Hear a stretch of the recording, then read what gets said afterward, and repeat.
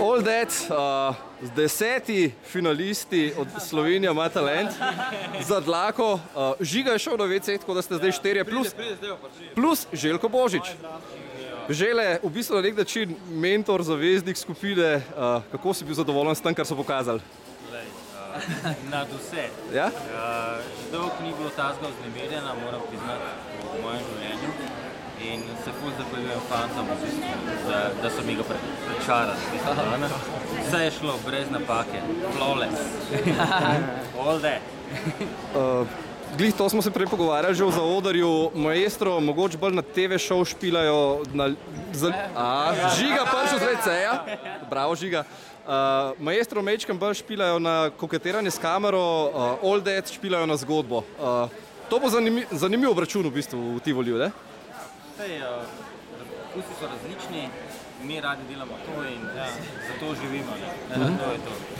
Danes spati zgodaj in zjutraj vstati in trenirati, ali kakšen je plan? Hočeš že danes, bo treba že danes. Ja? Zgodbo imate že zastavljeno, vsaj v okvirih, ste imeli splaniran? In kaj lahko pričakujemo v Tivoliju? Oder je večji, ne? Več vse. Brutalno, da je rekel že. Ja, sanje bojo, ne? Sanje.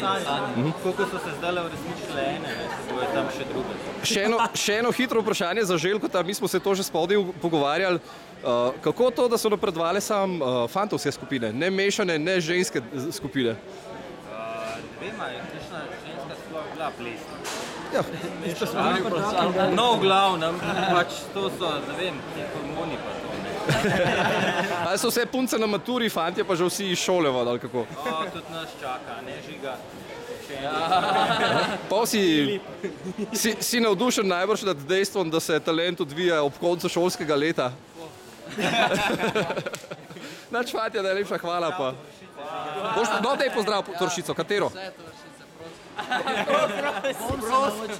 Boš? Super.